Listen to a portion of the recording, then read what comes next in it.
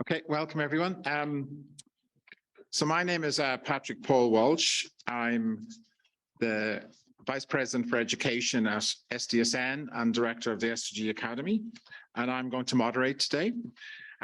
So welcome everyone online and obviously everyone in the room.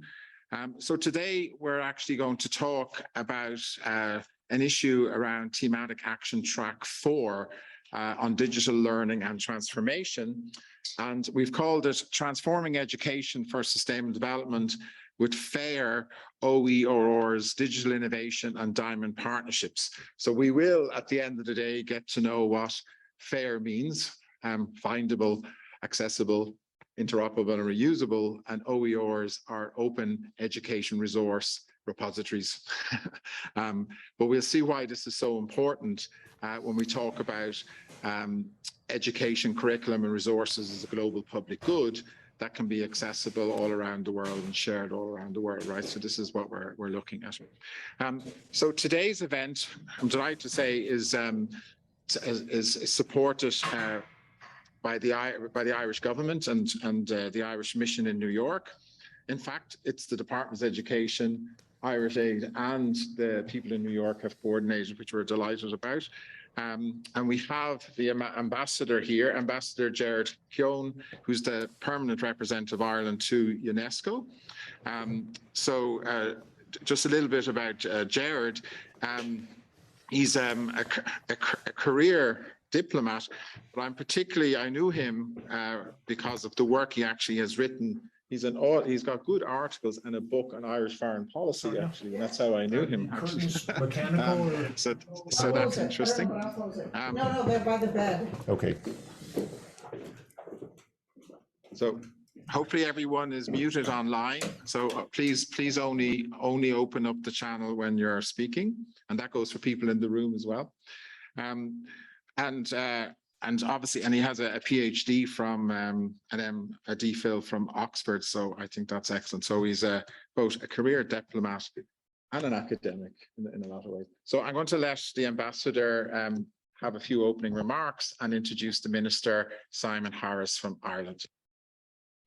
Many thanks for that very generous introduction. It's a great pleasure to me to be here today as Ireland's ambassador to UNESCO to open this really important event. And I'd like to welcome all of you who are here in the room, but of course also those who are joining online. And I look forward to being part of your deliberations. Let me at the outset thank those who've been involved in organizing today's event, in particular the rich panel of experts who are going to share their experience and their thinking on innovation in the field of third level education and its role in driving change, progress and development. I'm particularly delighted we will be joined by Jeff from Sachs, who of course requires no introduction to a gathering of this kind. And a special word of thanks also to our moderator, Professor Patrick Paul Walsh. I look forward to hearing your collective imagining around the possibilities that digital innovation can provide to help transform education. Education is central to Ireland's story as a country and a people. We've seen its transformative power, how investment in our education systems and in our people has been an investment in our future, the bedrock to our social, political and economic development. And of course, here in these walls at UNESCO, we understand clearly that with education comes development. That is why SDG 4 is so important, for without progress towards achieving sustainable, equitable access to education for everyone, we will struggle to achieve the SDGs as a whole. Education is the key to addressing global challenges and charting pathways to progress and development for each of our countries, communities, and societies. SDG 4 and Target 4.7 in particular set out the future that education can bring. Sustainable lifestyles, human rights, gender equality, a culture of peace and non-violence, global citizenship, cultural diversity, and a culture of inclusion. In Ireland, we're working to extend the footprint and impact of education for sustainable development. And a second national strategy in this area to 2030 was recently launched. Mission 4.7 brings together expertise from a diverse range of sectors across government, education, and industry to help us all consider the significant global challenges we face. Today's event, of course, exemplifies the kind of collaborative thinking that Mission 47 envisages. But we need a holistic approach that encompasses provision of education throughout the education cycle and the lifetimes of the learner, from early years education through the school system to third level and vocational education, the continuum of lifelong learning and skills development. In Ireland, one of the innovations of our current government was to create a ministry with responsibility for further and higher education, research, innovation, and science to bring together these fundamental threads in one single administrative unit. The strategic goals of the ministry are directly aligned to Mission 4.7 by uniting the forces of education, research, science, and industry. This is helping Ireland to consider and solve many of the problems that we all face, and helping education, research, and science to be collective, sustainable economic drivers. Ireland's first minister in this new portfolio is Simon Harris, who has previously served as our Minister for Health and our Minister for State with responsibility for international banking. Minister Harris would very much like to have been here present for this event to join the discussion and to set out his thinking. He's asked me to convey to you each his good wishes and his encouragement to each of you in the important work you're doing as innovators in education. While other commitments unfortunately mean the Minister is not able to be here with us in person, he has set out Ireland's vision and his vision in this key field of global education in the video message. And so it's my great pleasure to introduce to you Ireland's Minister for Further and Higher Education, Research, Innovation and Science, Mr. Simon Harris. Thank you.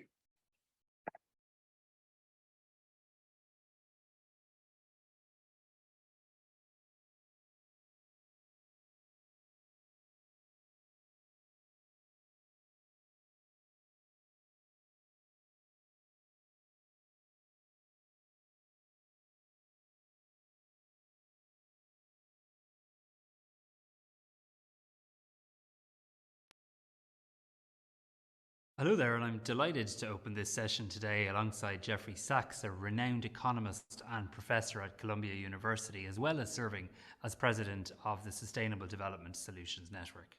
The Irish government is very happy to support this event, having played a significant role in the development of the UN Sustainable Development Goals. Mission 4.7 brings leaders together, leaders from government, from academia, from civil society and business, to accelerate the implementation of transformative education for sustainable development around the world. The global challenges that we face today are truly those that cannot be solved by any one sector alone, nor by any one country alone. The need to bring experts from across many disciplines together to solve issues such as climate change and inequality is increasingly critical, as is the need to ensure that knowledge is shared as widely as possible, whether this be to enterprise, to the citizen, or to the public sector. We need to ensure that evidence-based policy making is at the heart. Education for Sustainable Development, ESD, is a key element of the United Nations 2030 Agenda for Sustainable Development, contributing to the 5 Ps: people, planet, peace, prosperity, and partnerships. ESD promotes and supports the development of those requisite skills, knowledge and dispositions that help everyone to take action for a sustainable future and a sustainable planet. Ireland is absolutely committed to addressing these challenges, and I recently had the honour of launching Ireland's second national strategy on ESD out to 2030. This is a strategy which will provide a framework to steer and support the contribution that the education sector is making and will continue to make towards a sustainable future by 2030. Our strategy focuses on lifelong learning, learning from the cradle to the grave.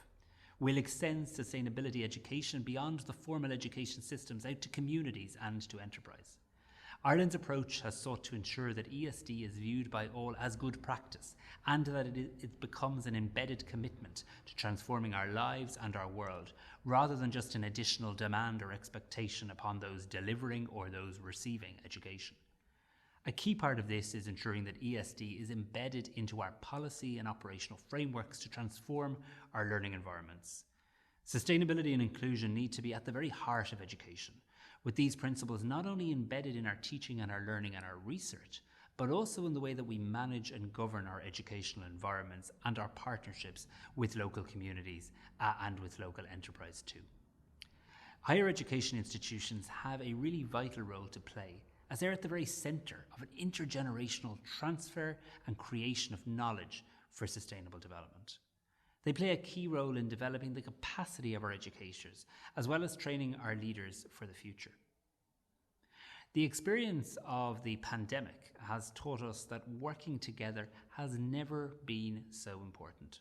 It has demonstrated the critical importance of research and science in responding to a global pandemic, and this needs to be emphasized and amplified across all global challenges, in particular those challenges that are captured through the Sustainable Development Goals. I believe that a key role for government is to create the favourable conditions or the right environment within which ideas, research and innovation can flourish. Last month I launched Impact 2030. This is Ireland's research and innovation strategy. A key objective of the strategy is for the research and the innovation system to make as big a difference as possible to as many people as possible. This can be achieved and will be achieved through working together, working across academia, enterprise, the public sector, and working with the community, with citizens, to find solutions to challenges and to seek out opportunities.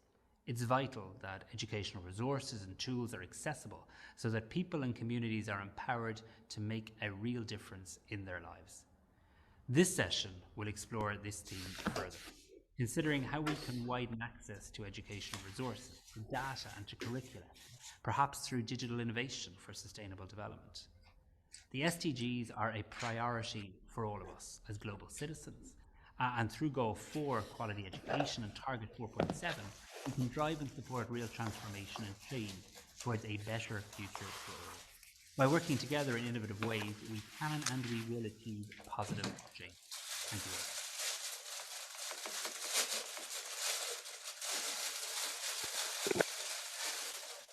Thank you. So that was a very nice statement by Minister Simon Harris, and I'm delighted that Ireland are taking this forward and have their strategic plan going forward to 2030 on education for sustainable development. So let me introduce Jeffrey Sachs. So Jeffrey Sachs is a university professor in Columbia University, and he is president of the UN Sustainable Development Solutions Network. So I think most of you know him. I don't have to go through his CV, but I thought I'd tell you something that you may not know, which is he actually is what I would call an innovator in education, and maybe not stressed as much on his websites and bios as you might see before. So just to give you some idea, I think Joe Stiglitz and Jeff Sachs introduced one of the first PhDs in sustainable development in Columbia University. Also, I think when Jeff was in, could people mute when they're online? Be good, thank you. Also, when Jeff was teaching in Columbia University, he certainly would bring in people from the UN, and he'd bring in people from NGOs and corporates. So there was a real science practice policy interface going on in his classrooms. But he was quite determined that this conversation would not only be in Columbia University, in the sense that this has to get out there. And that's what the SDG Academy is about, is to try and outreach to every corner of the world and have the global classrooms where everyone can talk science policy interface on the SDGs.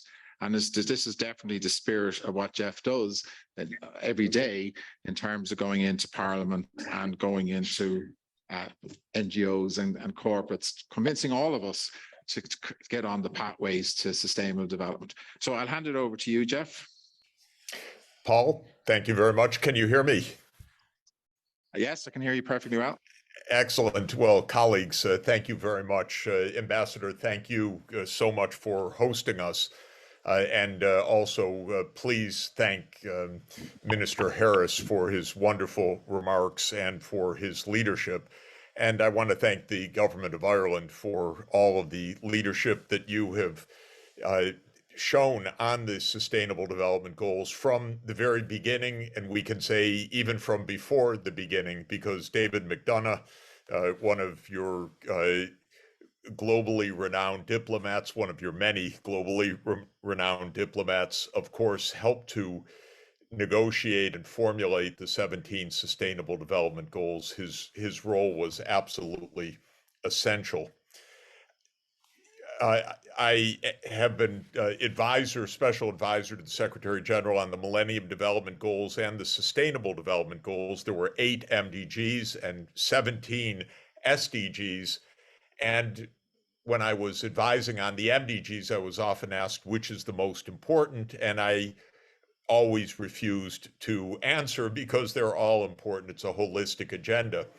When I'm asked the same about the SDGs, I always answer SDG 4 is the most important. It really is the most important. Without education, everything else is hopeless. Our societies are hopeless. They won't hold together. Our need for a sophisticated global approach to sustainable development, it would be completely out of reach.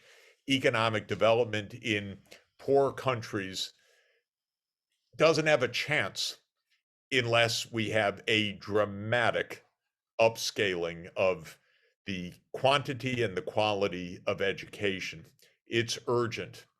Let me tell you just in 1 minute, and I won't belabor the point, I've been 22 years advising the UN leadership on these global goals. I don't get it, but we don't fund education. We just don't fund global education. It's pathetic. It's tragic, more than pathetic, and it's weird. We now have a new global partnership for infrastructure and investment launched by the G7 a couple of days ago. That's supposed to be 600 billion over 5 years. Education is not mentioned. It's for hardware, not for brainware, not for software. This is true for 22 years that I've been advising Kofi Annan, Ban Ki-moon, and Antonio Guterres. We have something called the Global Partnership for Education. It's about $700 million a year. Very nice organization. Completely the wrong scale. I don't get what's wrong with our world, because getting kids in school should be the no-brainer of the whole world.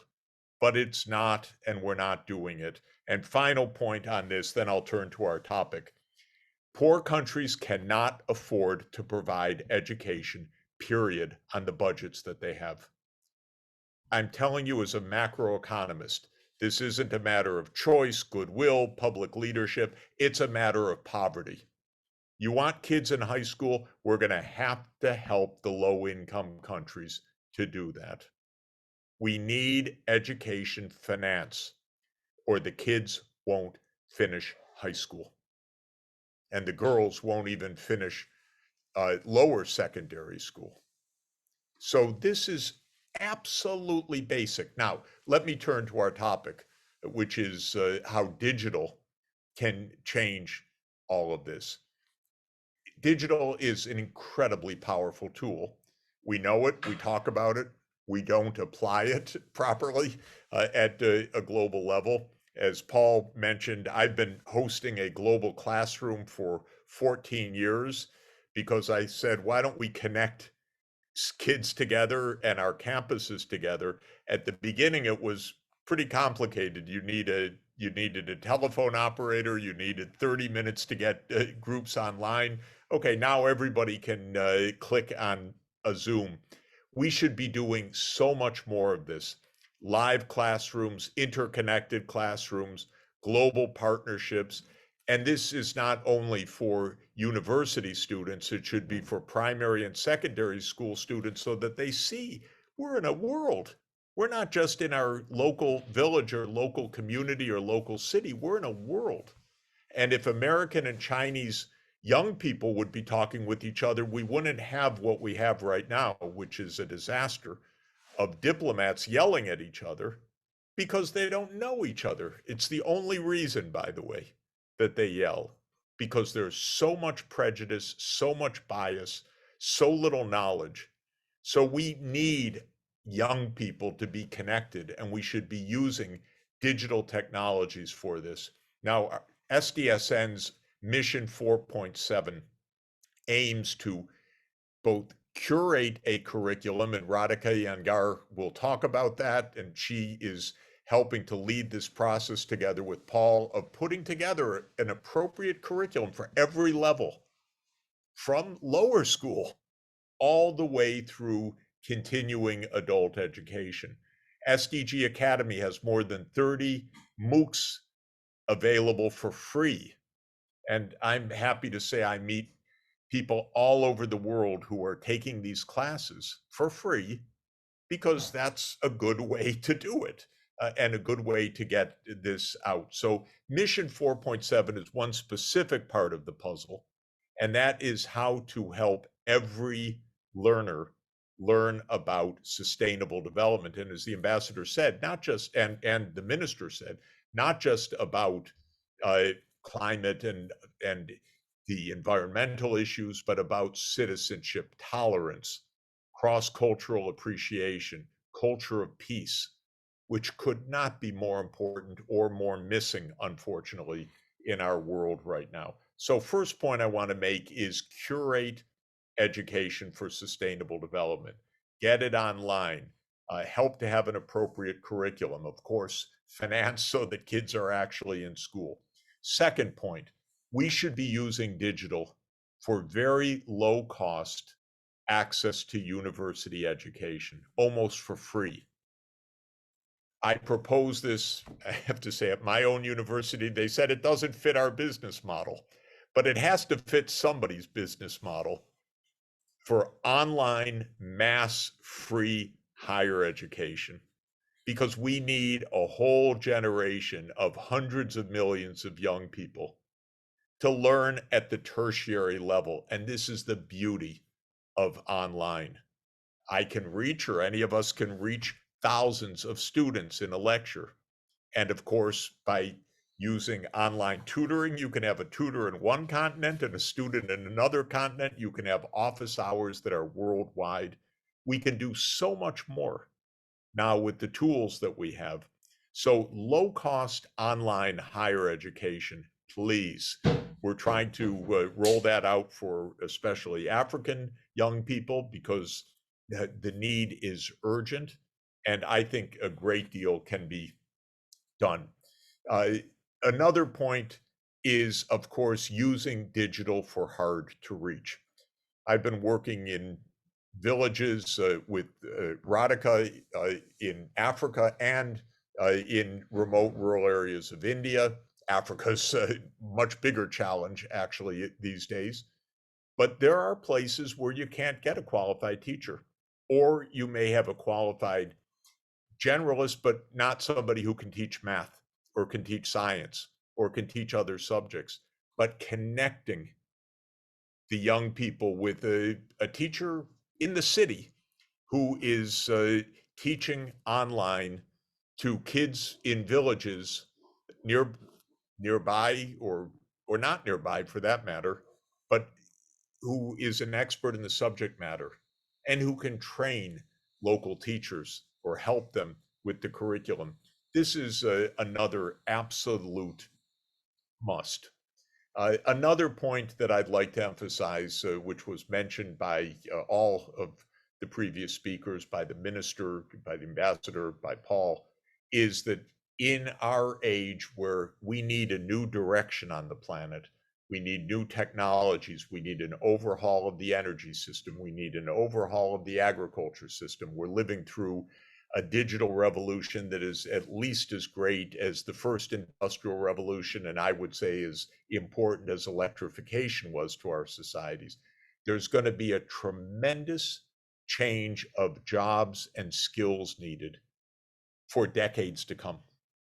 And so we're going to need lifelong learning in a serious way. And Paul has been thinking up really creative and innovative models for micro degrees, mini degrees, accreditations, ways to have a new kind of design.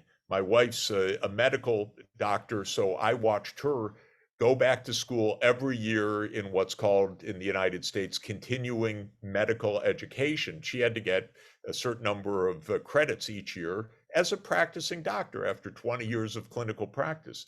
And this should be for all of us as citizens. We need continuing citizen education. We even need credits. And to say that we have mastered a topic so that we can be decent citizens in the world. Maybe we should have a micro degree in cultural tolerance. Maybe in the United States, we should have a mini degree in Chinese history so we don't want to go to war with China, or understand many other topics that would help us to make peace better in the world. Let me stop there.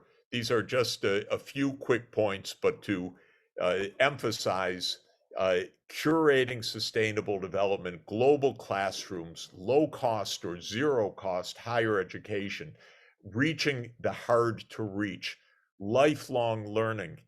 It's the most exciting time in education that I've experienced in 42 years as a professor now.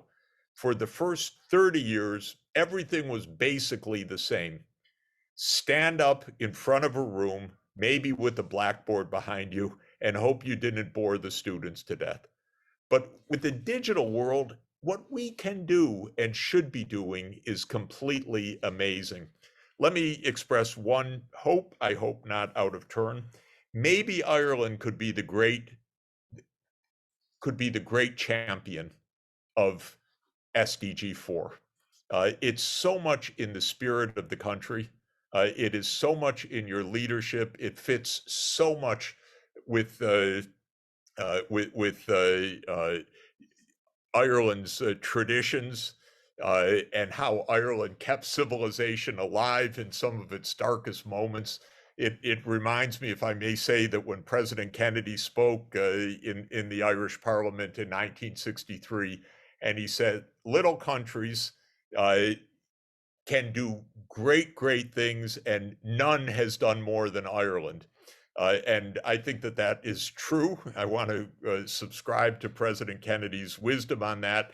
And maybe Ireland could help us to lead the success of SDG 4. Nothing could be more important for the Sustainable Development Goals.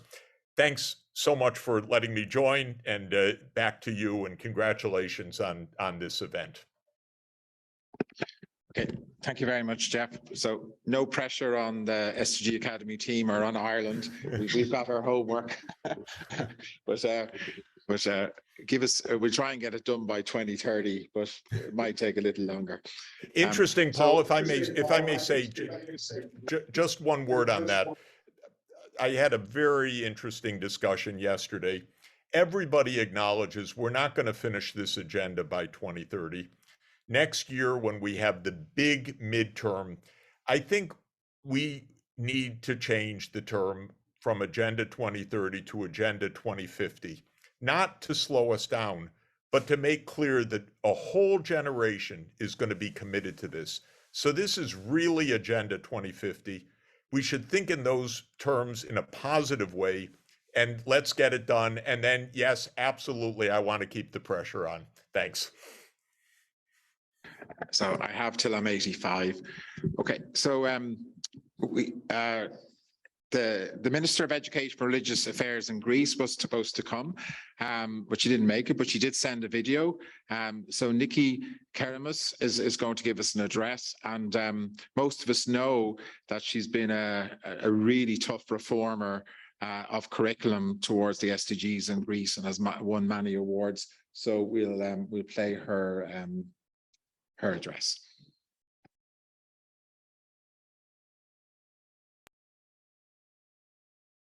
Ministers, Professor Sachs, ladies and gentlemen, it is truly unfortunate that I cannot be there with you in person today to discuss this most important issue of transforming education for sustainable development.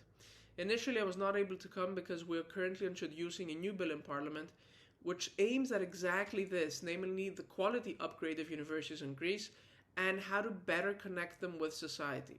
On top of that, I was unfortunately diagnosed with COVID a few days ago, so all of this has rendered impossible my trip to Paris. The UN SDGs have set a roadmap for a better future aimed at tackling poverty, inequality, and environmental degradation. And while there is an SDG that is explicitly dedicated to education, I think that most of us would agree that citizen empowerment through education is critical in achieving most SDGs, not just one, since the dissemination of knowledge and high quality information is a key catalyst for change. Now more than ever, we need to invest in education for sustainable development in a whole of society approach, acknowledging how seemingly distinct phenomena are in fact deeply intertwined. To that end, please allow me to share with you some key policy initiatives from Greece on 3 levels. The 3 levels are universities, schools, and vocational education and training. First, at the university level, as I mentioned earlier, we are currently introducing a new bill that is aimed at bringing closer the university system with society and society's needs. For example, we have provided for a full comprehensive legal framework to support innovation in universities, to create incubators, pre-incubators for startup and spin-off companies in order to foster innovation. Research-based innovation, which can be applied to solve real existing problems in society, and particularly environmental ones, is absolutely vital in advancing SDGs. Second, we are strengthening universities' lifelong learning centers. We're streamlining the governance structures. We are introducing a framework for micro-credential certification, among others. Why? Because we think that universities exist to disseminate knowledge and provide upskilling and reskilling opportunities for all. Lastly, we're introducing a legal requirement for all universities to develop sustainable development plans in order to integrate sustainability in educational, research, and operational activities. Second level, primary and secondary education. We have revamped over 160 school curricula in order to place the acquisition of skills at the very heart of learning, along with integrating sustainability across disciplines. We also, during the pandemic, we invested very heavily in the digital transformation of education with the provision of digital equipment to students and schools in an unprecedented scale, zero-rated access to internet, extensive teacher training. Our open education resource platform, Lighttree, has all school books and other digital material freely available online as we are investing further in digital education. Third level, vocational education and training. We have radically reformed the way VET models are set by including social partners in the process of curriculum formation so that what students learn is also relevant to society's needs.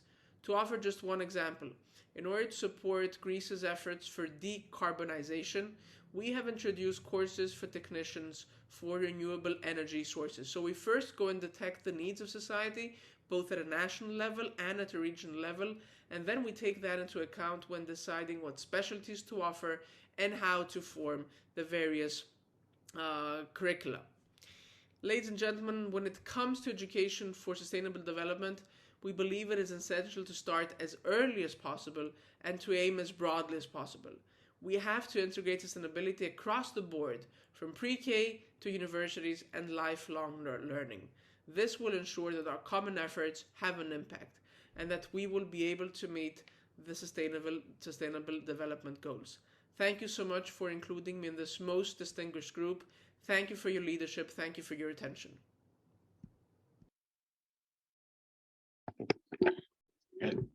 Again, thanks for that kind address. So we move into the speaker panel. So our next speaker is going to be Samira Benadallah, who's from the Muhammad VI Foundation for Environmental Protection. So she's a biologist for 20 years in the field of water environment, and I'll give her the floor. Oui, bonjour. Yeah, we can hear you. Excusez-moi, est-ce que je pourrais intervenir en français? Mon anglais n'est pas assez bon pour faire mon intervention. I don't think we have a French translator unless we... Okay. Go ahead, speak in French. Speak in French, yeah. Merci, merci beaucoup. Permettez-moi tout d'abord bonjour à tous. Permettez-moi tout d'abord de vous remercier de nous avoir associés à cet événement. It's just one stop, please. Excuse, let me translate. So Thank she'll you. translate Yeah, after every couple of sentences. Thank you very much for inviting me to speak at this this event, and hello to everybody. Allez-y. OK, merci.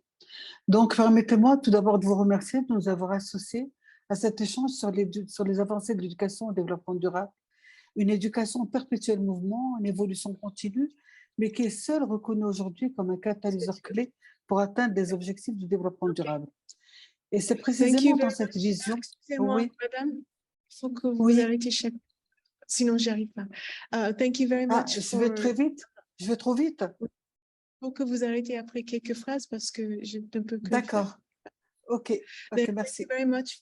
Thank you very much for inviting us again, and it's thank you very much for letting us speak on the topic of sustainable development. This is an area which, allez-y.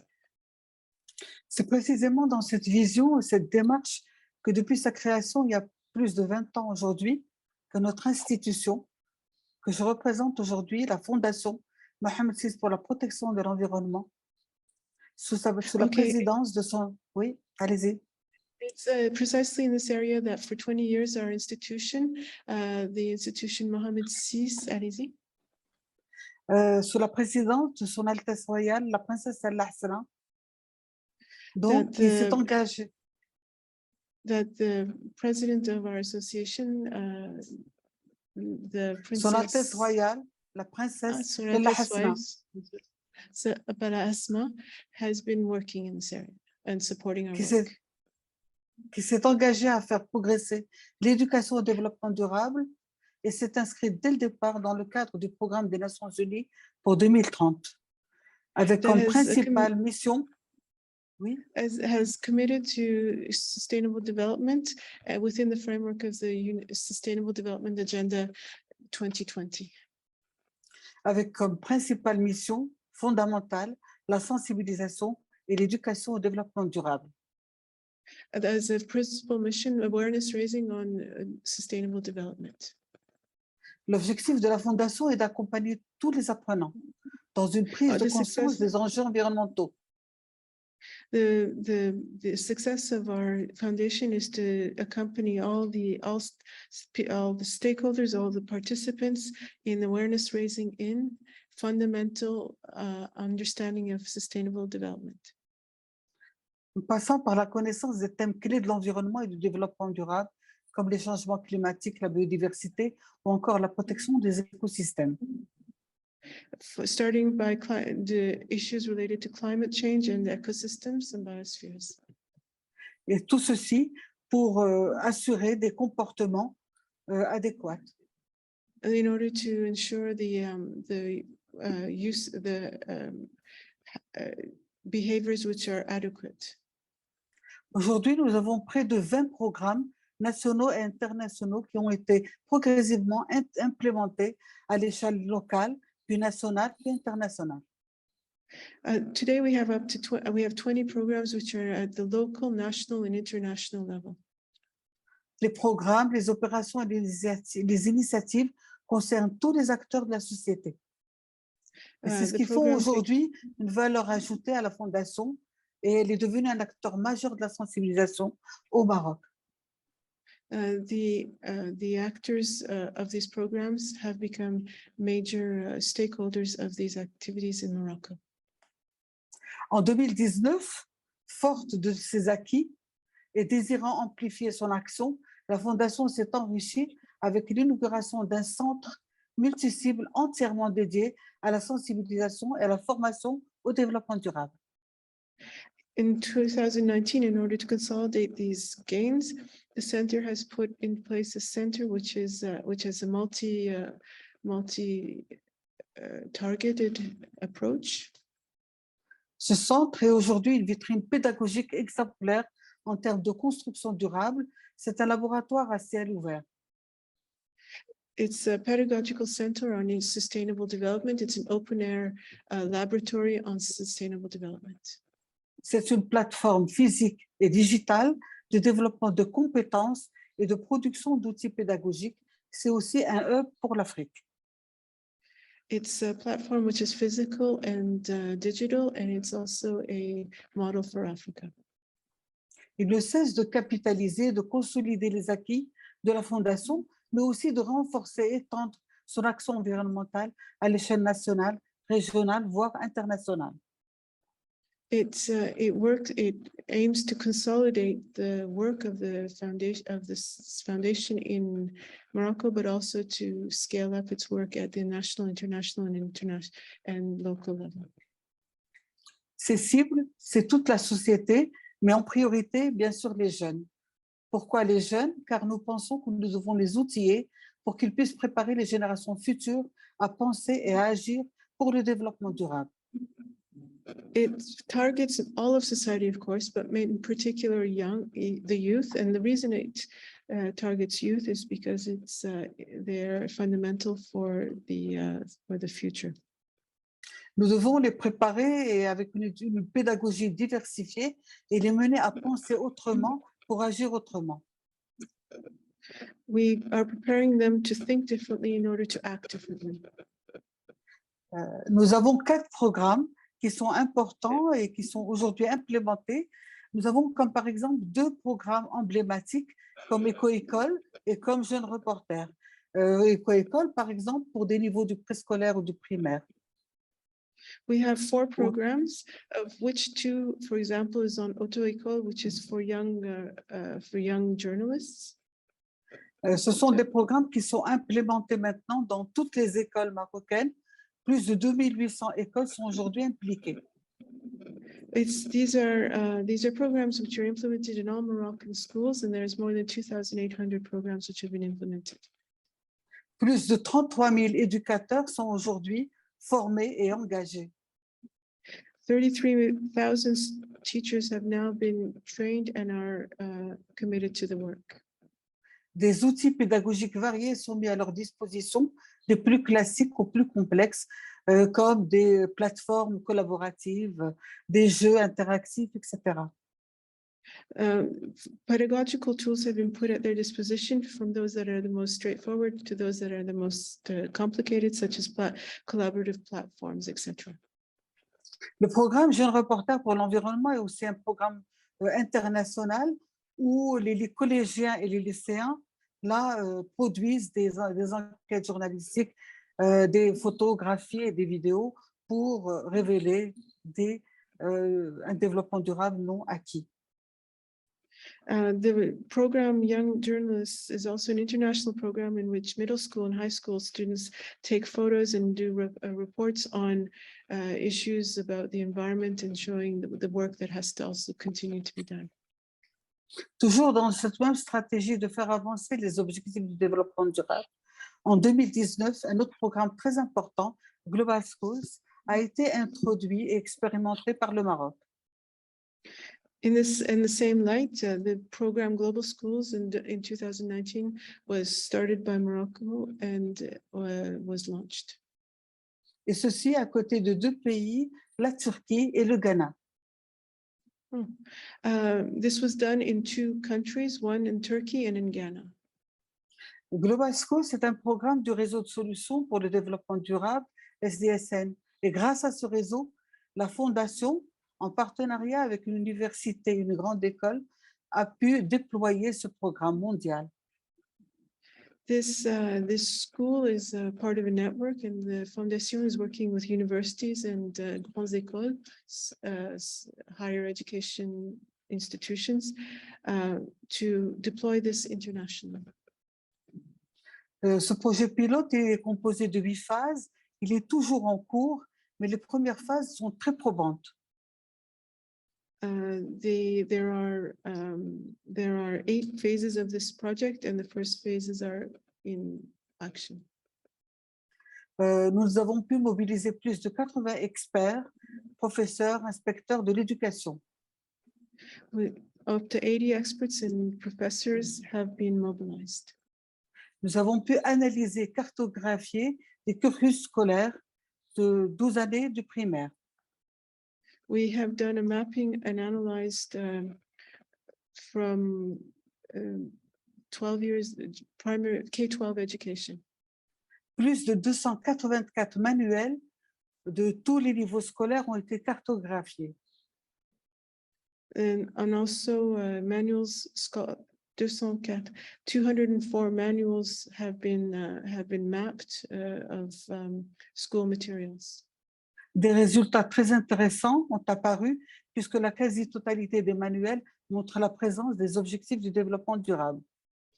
This was a very interesting exercise, as the majority of the school manuals showed that there was Des professeurs, sustainable development. Oh, the des professeurs sont plus sensibilisés, plus impliqués, et des écoliers sont fortement sensibilisés au concept du développement durable. Teachers and students are more aware of the concepts of sustainable development. Aujourd'hui, le travail est toujours en cours avec la formation d'un comité national with the establishment of a national committee qui accompagne tous les groupes de travail pour la création de cours pilotes. which is working with the national partners for pilot projects. Et rapidement, un dernier programme qui est important et qui montre un petit peu la vision intégrée qui, lui, cible les universitaires. There is also another program which is very important and which targets universities. Dans ce sens, la Fondation a développé un réseau des universités vertes et d'éducation des jeunes en Afrique. In this regard, the foundation has developed a university network and a youth network on sustainable development. En partenariat avec le programme des Nations Unies pour l'environnement. With this network has been developed with the United Nations Organization for the Environment. Aujourd'hui, dans ce cadre, le réseau des universités vertes et d'éducation jeunes en Afrique regroupe 22 universités de 8 pays africains. In this framework, this network brings together 22 universities and 8 countries in the Africa region. Merci. En conclusion, je pense qu'il y a beaucoup de défis encore à relever, mais le temps ne nous permet pas. Et merci encore pour la traduction. Et je suis encore désolée. Okay, thank you very Merci much beaucoup. for the time. Thank you very much. And there are still many challenges that I would like to share with you, but unfortunately we don't have the time. Thank you. Yeah, no, thank you very much, because Merci it's thank you very much. Really very important work being done by Mohammed VI Foundation. I'm going to ask all speakers now to really I'm going to cut you off after 4 minutes, if that's possible. And Sam will just do a very quick overview. Sam Loney, who's the Director of Global Schools that you've just heard about, and on the Secretariat of Mission 4.7 is just going to take a few minutes, and then we'll keep moving down the list. Thank you. Great. Thank you very much, Paul, and thank you for putting together this event so quickly. It's extraordinary how you managed to bring these many people together in the space of time that we had. I'm Sam Loney from DSTSN, and I'm Director of Global Schools. Global Schools is a simple mission, and that is to bring sustainable development education to classrooms around the world. And I will mention why in a minute, but we do that through a policy program working directly with countries and with our wonderful partners, Mohammed VI Foundation in Morocco, as well as others, but also through our advocates program, which you will hear from my colleague Amanda shortly. And why education for sustainable development? Well, there is quite extraordinary evidence showing that education for sustainable development is great for society. I'm sure you have heard this quite a lot over the past couple of days, and there is quite a bit of evidence of this, that when you give children the skills, the competencies and the knowledge to shape their future in a sustainable way, well, that actually has a lot of very profound effects on their environment and on society, on people and planet as a whole. And this is very important for the future of development and for the future of humanity. But also, there is another reason why education for sustainable development is critical, and that is that it is actually good for educational outcomes itself. So not only is it good for society, but it's also good for education. And there is a lot of evidence on this, and something we don't talk about enough, which is that when you do ESD, or Education for Sustainable Development, you increase all the other learning outcomes. Children become more engaged, attendance goes up, teacher satisfaction goes up. Children, there's actually evidence that shows that children score better on maths and science skills, but also they expand their learning across many different types of domains. And for us, that's also very critical, because what ministries of education care about, above all, is to improve the education outcomes. So now the question you might ask yourself is, if ESD is good for education and is also good for society, why are we not seeing more of it? And that's exactly what we intended to find out through our research work with our partners in Morocco, Turkey, and Ghana, through a localized research process with local institutions led by Mohammed VI Foundation in partnership with Al Aqwan University. And there are three reasons for this. Number one is there is no set curriculum for sustainable development. When we say sustainable development curriculum, there are different meanings, and there isn't really a great architecture.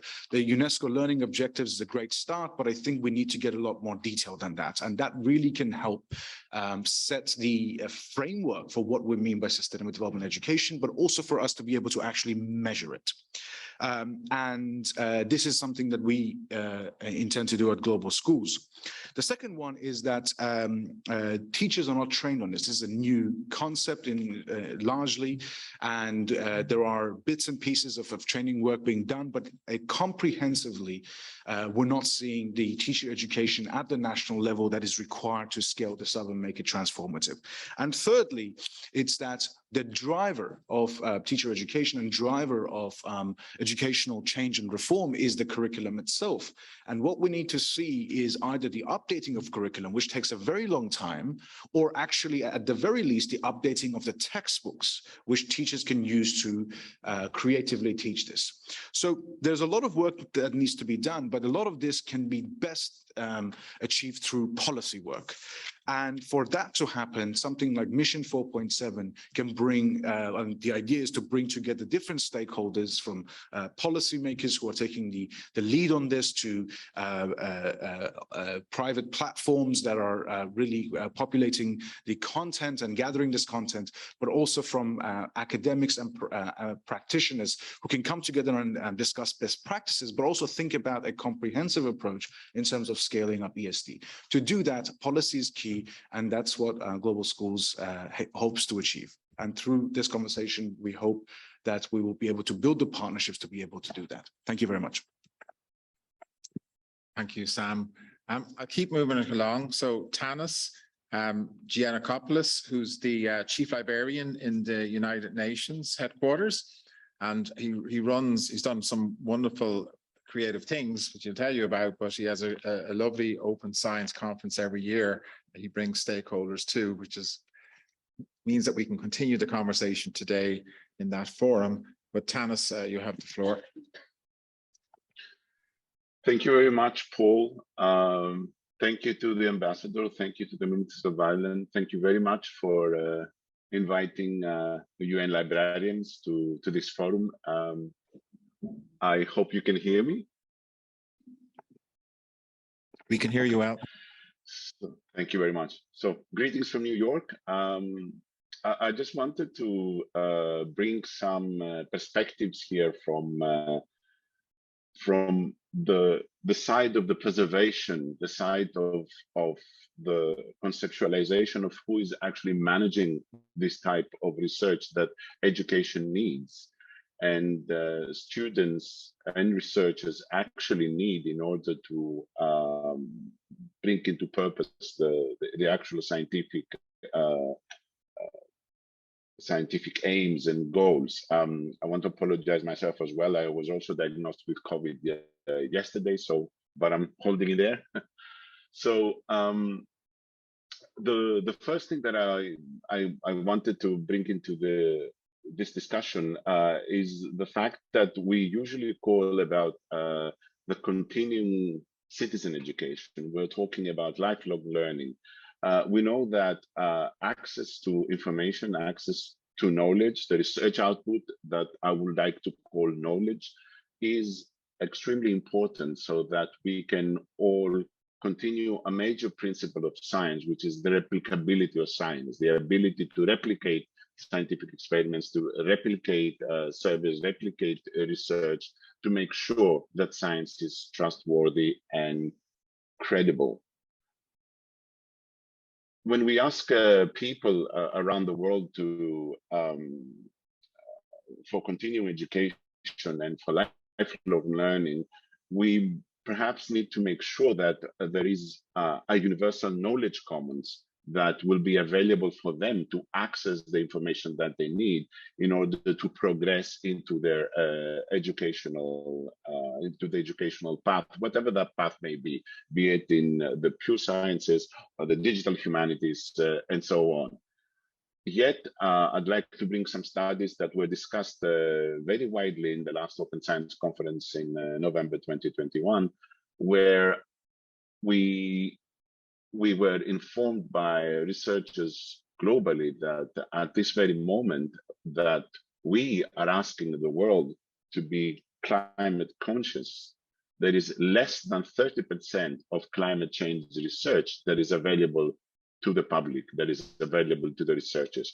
If a citizen or a person that is interested in climate conscious behaviors and does not have an access to a library, to an academic library, perhaps to a public library, then they will not be able to access this type of information. So what we have been noticing in the world of sharing the research outputs, of sharing the research record, of sharing the scientific outputs, is that there is a continuous tendency from the openness that at some point we reached in the print, or may I call it analog universe, there is now a tendency in the digital realm that more paywalls are being raised and more content is being locked behind paywalls, and that content cannot be accessed. And that is valuable research content that is very useful by all and for all that have an interest in the SDGs. And I'm talking about all the SDGs have an interest in learning, have an interest in access to information, have an interest in access to knowledge. In that perspective, I think the digital realm, revolutionary as it is, at the same time is a little bit anarchic in how the knowledge is being held and kept and managed and preserved and offered back to the citizens. We had a great example of the open science practices, actually, in reality, with the advent of COVID, when the exchange of data and information across countries, even between China and the US, was actually unprecedented. And we all saw where that led. It led to vaccination. It led to the development of a vaccine. And I think this is probably one of the most recent and more valuable arguments that would warranty why it is important that we continue on this path of open science practices. And again, I'm referring here, of course, also to the recommendation of open science that Unesco put forward in November 2021, and over 193 UNESCO member states ratified. Into that perspective, I wanted to bring the point of a universal knowledge commons, whether that is a commons for specific sciences or a commons for the sciences as all, which I think is something that we would need to create, cherish, and perhaps work in more innovative ways to support. Libraries can manage and accelerate this universal knowledge commons for the SDGs, so that students and researchers around the world continue to have access to knowledge, even when they are not close to a library. We do not have, I think, to reinvent the wheel. Perhaps we need to realign, reskill, and upgrade the infrastructure, but libraries as managers of repositories, which are actually the institutional outputs of a research organization, academic organization, schools networks, and so on, can push forward this agenda, both of open science, but also of access to information for education and, of course, for other practices in the open science world. The open science recommendation of UNESCO actually clearly stipulates that we need to open the barriers to a set of interrelated scientific research processes. And libraries are natural information and data brokers and curators in the open science in those processes. And I think that their role can be quite essential.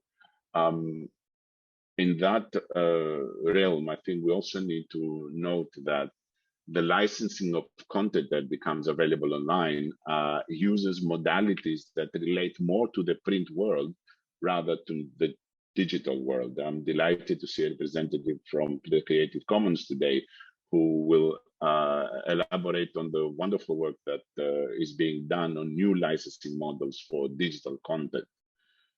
From our perspective at the United Nations, the Hammarskjöld Library, which is the headquarters library of the United Nations, the UN libraries across the globe have come together to create the UN Knowledge Commons, and that is actually the UN Digital Knowledge Commons. What we did around that is we brought, and we continue to do so, this is it's a dynamic project which continues and will continue.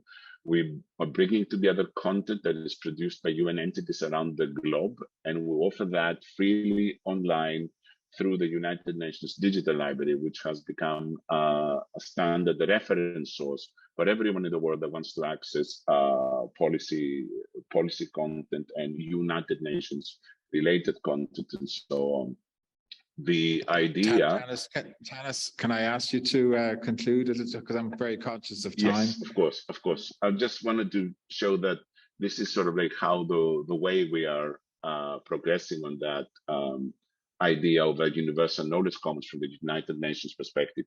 And I think this is probably the main points I'd like to bring to this table. Thank you very much once again, Paul.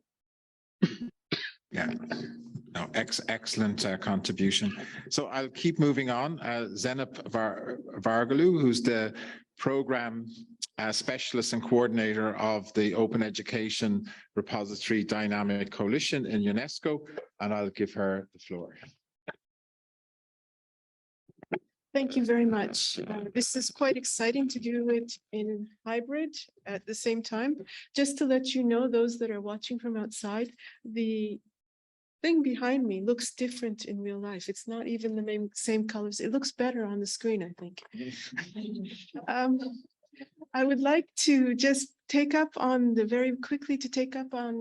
particularly the points raised by Professor Sachs and of course Tanis, my colleague Tanis from the Dag Hammarskjöld UN Library in particular. Dr. Sachs spoke about the four needs. He spoke of the needing curation of educational materials for sustainable development, use of digital at low cost, digital for hard to reach, and the change of skills and lifelong learning materials, the need for agility in learning and agility in information and knowledge.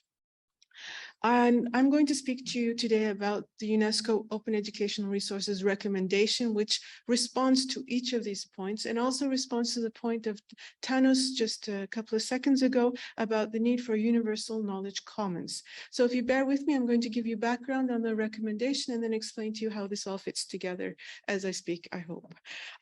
So first of all, the UNESCO OER recommendation was adopted in 2019, just before the pandemic. We had no idea what was coming, but it was adopted at that moment, and it was about sharing knowledge openly and freely and legally.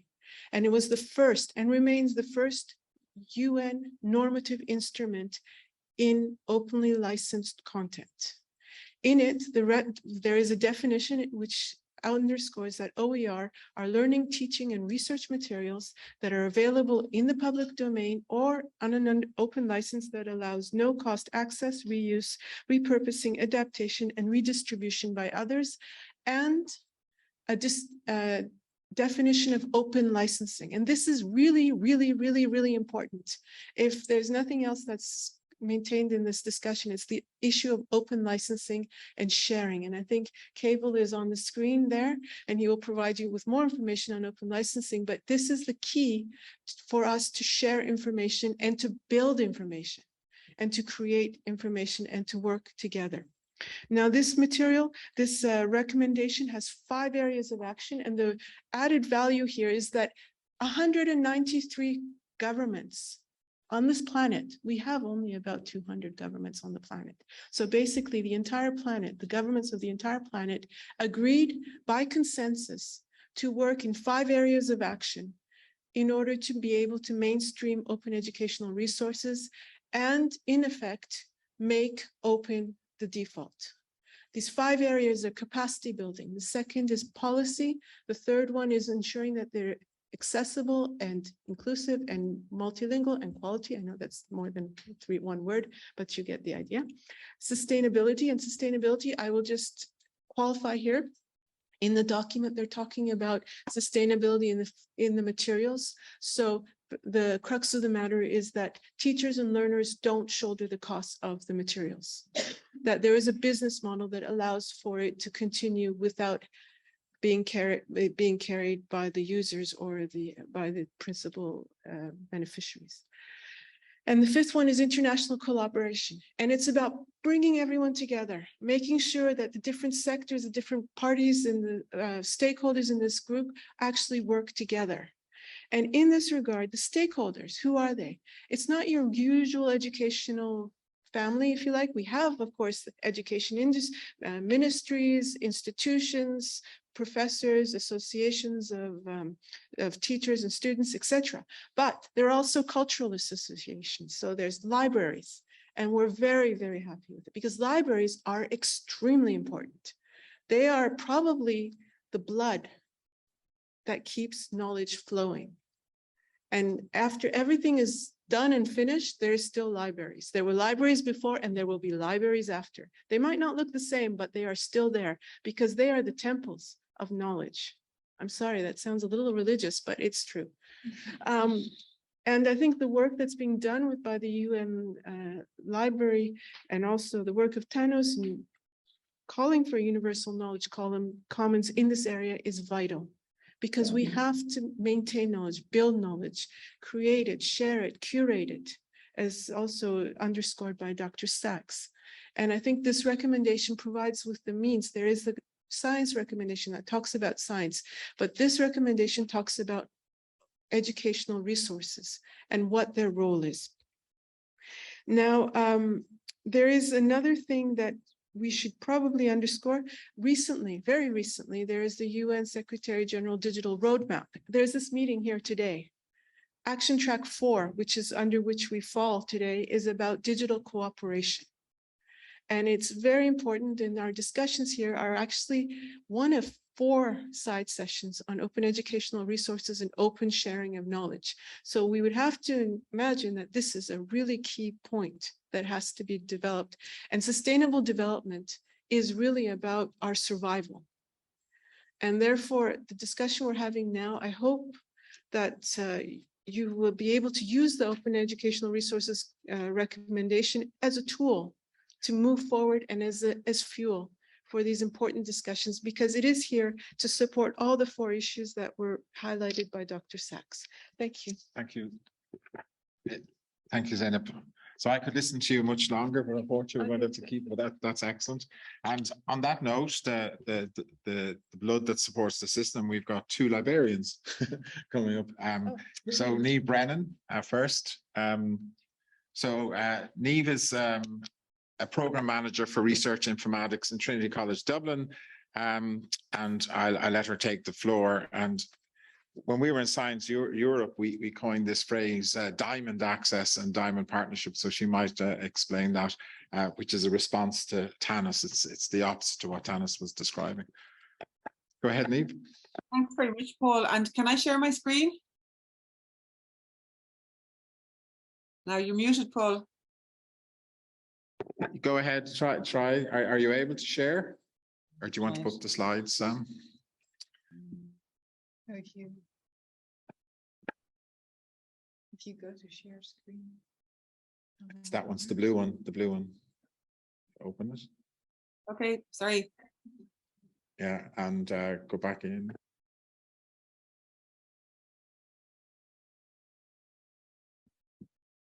Sorry, Paul, I'm sharing my screen.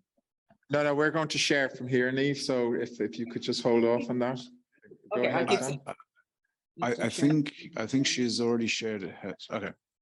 I've just stopped sharing it. Sorry, thanks. I didn't realize. Okay, go on, Niamh. Okay, Niamh, you do it again.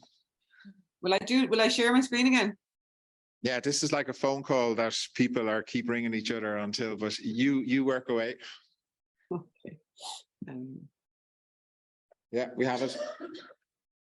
Okay, grand. Okay, thanks so much for inviting me, Paul, and to this illustrious panel and this exciting discussion. I'm going to speak very quickly in the next 5 minutes about getting a fair deal for open education resources, picking up very much on what Zainab has been talking about, and looking at the kind of nitty-gritty of what it means about what Professor Sachs said about SDG 4 might be the most important SDG, which you certainly wouldn't think it from the point of kind of support that we're getting for open education resources. There's a lot of enthusiasm about it, but when we think about the goals, and that's what I want us to do today, is remember what we're trying to do here. We're trying to look at sharing educational resources in order that they can be repurposed, reused, localized, and made relevant in local communities. So it's all very well to make our resources available up there on the web. Tannis used the word anarchic, and I was going to just say it's a little bit like the Wild West there. So we're going to make some really practical suggestions in this area. First, foster open science view, just showing open education resources within their broader context within open science. But we tend to see far greater attention paid to open access to publications, to research data now. Why?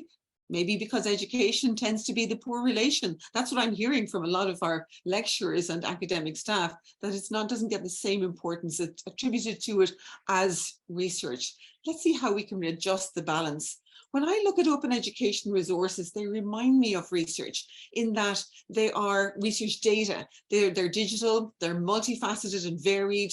They're grey in the library sense in that they're not traditionally published. They're very valuable, and yet they're unstandardized in the way they're described. They lack metadata, identifiers. They're very difficult to locate and access. They're not easily intelligible by machines, which is what we really need to happen. They're often made up of different types of media. They often have multiple copyright requirements associated with them. They're typically not tracked or indexed in the same ways as, let's say, journal articles in research. They're not cited, so the academics don't get the benefit of the recognition for making them available, and they don't get any rewards for that. So that makes it hard for us to encourage people to do more of this and to do it right. OER have the 5 R's, that supporting reuse, but without the structure associated with them that we see with research data.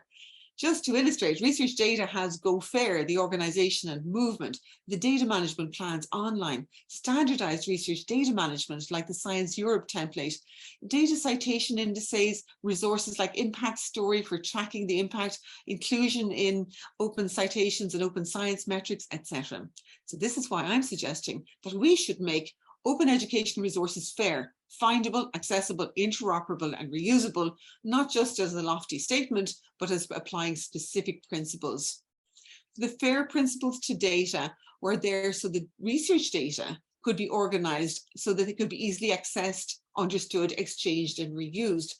And I suggest that we need the exact same requirements, even more so if possible, to open education resources. The access to the research outputs to research data are acknowledged and indeed mandated by the European Commission and various other funders. They promote it in order to support the impact of their and the integrity of their investment in this work. I feel that educational resources should be valued at least as much as this.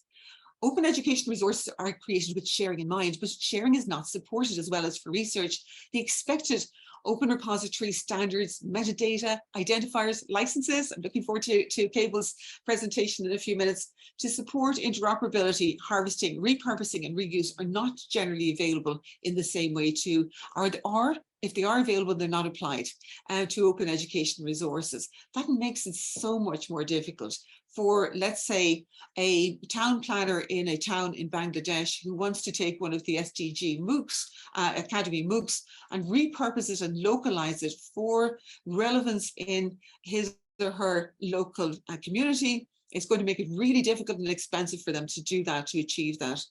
I believe that OER should be created with reuse and longevity in mind, managed similarly to research data, because doing that is going to make you facilitate knowledge discovery and improve access and transparency. So it's time for a fair deal for open education. I'm just going to go ahead quickly to look at what the FAIR principles mean. Findable, accessible, interoperable, and reusable simply mean providing rich metadata and a persistent identifier to the resources, to putting them in trusted repositories, whatever suits them, free repositories, using interoperable language that supports machine learning, and having the clear licenses that Cable is going to tell us about, supporting reuse, that I won't go into. So I'm just going to end with this, to remember the goals, why we're doing this, to be fair, findable, accessible, interoperable, and reusable, apply the UNESCO principles of care, and also because FAIR is the practical foundation supporting reuse in open education. It needs complementary practical human and organizational supports, the brainware that Professor Sachs was talking about. So we need metrics, next generation metrics, recognizing and supporting this activity, skills and training for our educators, and incentive and rewards for them. I call this Minister, and I'm calling on institutions, funders, and agencies to support FAIR for education and to minister to your educators. Thank you very much. Thanks, Niamh. So that's a lot to take in, but we'll send you on documents, anyone who wants to dive into that further, because it's actually so important. Because we all say in track 4 that we want education resources as a global public good, but you have to incentivize to get them up on a repository. They have to be findable. People have to use them, etc. You've got to put in the right legal and other types of frameworks, etc. So this fair deal and minister the resource properly is actually extremely important. Thank you, Niamh. So moving on to Claire. Claire Maguire is Policy and Research Office in the International Federation of Library Associations and Institutions.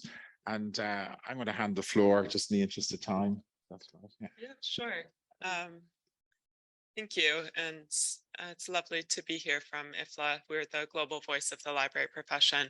I won't belabor the point, but the concept of openness, of equitable access to knowledge is really at the heart of the mission of libraries. And thank you to Zeynep for those words about libraries in your presentation.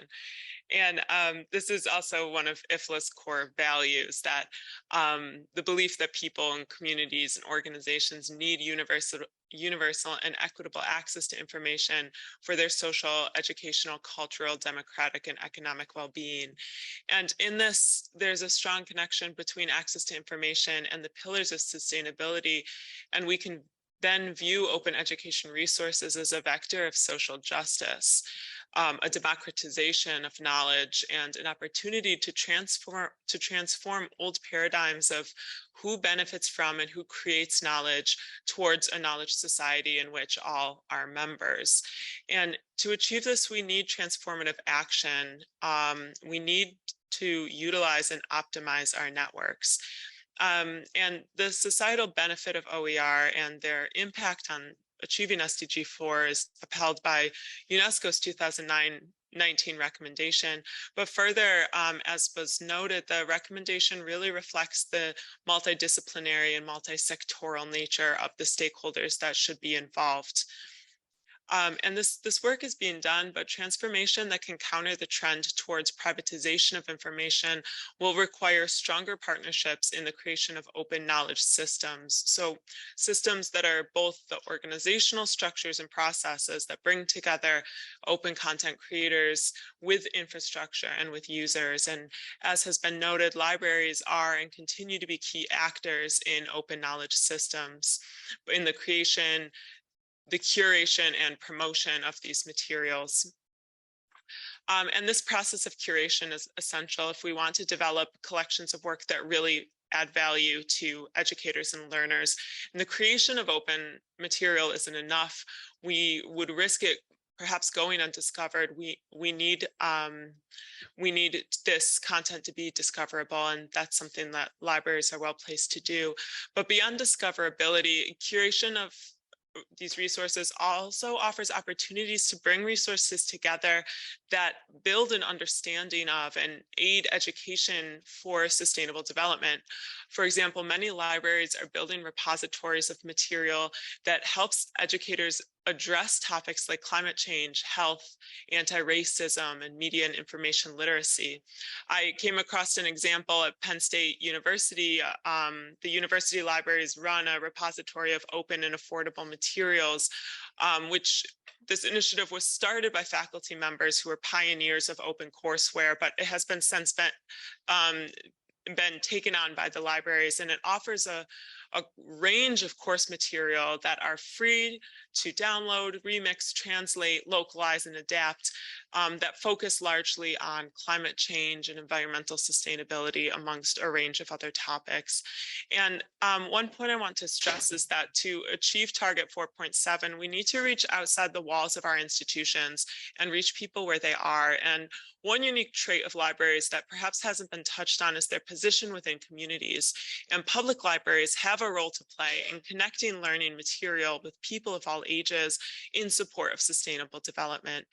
And this could be material that public library professionals reuse or create to conduct sustainability programs. It could be educational material on public health. For example, the African Health OER Network, which seeks to advance health education in Africa through the promotion of material that is made by African academics to address local curriculum gaps.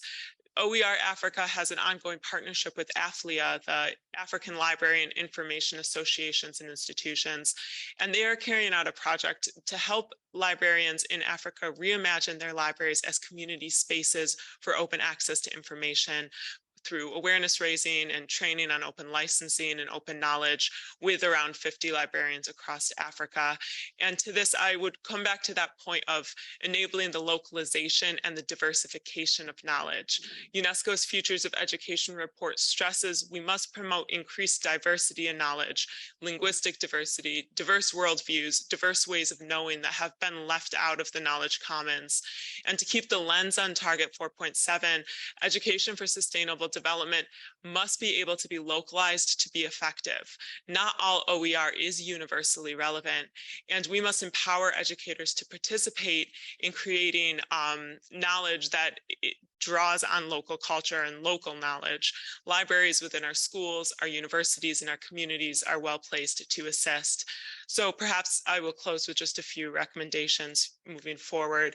Again, not forgetting that concept of curation, often offered by library and information professionals to diversify material, but also to ensure the material remains discoverable and usable. And with curation comes moderation, and that must be baked into our knowledge system. And again, library professionals are often already taking on these roles. But to achieve these partnerships and these collaborative networks, we need to consider governance. And in this, we need to ensure that policy and decision makers have the will to assign resources and hire staff to support such programs or support the ongoing professional training we need. And the 2009 recommendation provides a framework in this regard, but its implementation will take advocacy, again, something that together we are best placed to approach. So I would close with recommending that we don't lose sight of the transformational power of working between educators, teachers, professionals, and library staff within our schools and universities, but also within our communities. And building these open knowledge communities, we need a variety of input and of expertise and a need to adapt to local context. And this can be achieved through our collaboration and through our co-creation. So I'll stop there, but thank you very much. Okay, thank you, Claire. That's excellent. So the outreach of libraries is into communities and right throughout the world, Africa, etc. So it's a huge point. So I'll keep moving on. So Jasri Hwayet is the Chief Education Outreach. She's Chief of the Education Outreach section of the United Nations Academic Impact, and that's a network of universities who are interested in implementing their SDGs in their everyday lives. Good morning, good afternoon, good evening. Can you hear me well? Yeah, we can hear you great. Oh, good morning and good afternoon, good evening. Thanks, Paul, for the introduction and for inviting me to participate in this. We're here today talking about transforming education because obviously, as Professor Sachs mentioned, one of the most critical drivers of sustainable development is education, and SDG number 4. And obviously it has the power to lift individuals out of poverty, entire economies and countries as well. I think one of the insights that we have here at headquarters in New York is that the SDG Agenda 2030 is really an extraordinary articulation of a blueprint for transformation more largely. So my role, as Paul was saying, is to oversee an incredible network of higher education institutes. It's called the United Nations Academic Impact. We have 1,600 members of universities from around the world, over 150 countries. We've been around for over 10 years now.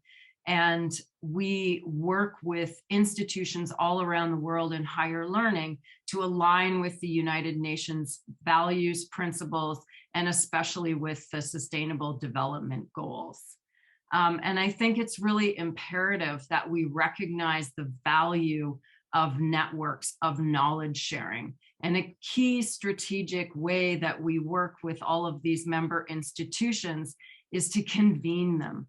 And our idea really is to workshop around the SDGs and to work together to share what is working well in the university institutions and in higher education to promote sustainable development. And what I can tell you, I'm not sure if Professor Sachs is still on the line, is that it's incredibly exciting. We see the possibilities happening. I'm sitting right now in Utah. We're organizing the first academic conference on the SDGs, and we're seeing new schools that are being developed, new PhD programs, new master's programs, new courses being developed. We're seeing vice chancellors and presidents of universities embedding the Sustainable Development Goals into their strategic engagement for their institutions. So I think this network of knowledge sharing in higher education can be a really significant vehicle for promoting the SDGs and digital learning. And so this question that we're posing to the institutions about what is the role of higher education in promoting digital learning and in the SDGs more broadly. And I think, some of the answers we have to that are just very simple. Look at what Professor Sachs has been able to do as we have worked with him in the United Nations to create this common language around the SDGs. And I want to just say very quickly, because I'm really aware of time, that I think when we see, the ambassador of Ireland, who I know had to leave, we are working together with you already, Paul, on the SDSN. We want to work together. We want to utilize this massive network so that we can create this open source curriculum together, because what's happening out there in the world is huge. We just need to actually curate it and make it accessible. So just saying that we want to work very, very closely with you to achieve that goal. And the other thing that Professor Sachs touched on was how critical financing is and how important these massive online classroom experiences are. So I just want to recommend that, why doesn't Ireland, SDSN, the United Nations Academic Impact, and UNESCO, why don't we do a massive online classroom for all of the ministers of education about this necessity around financing and open source learning?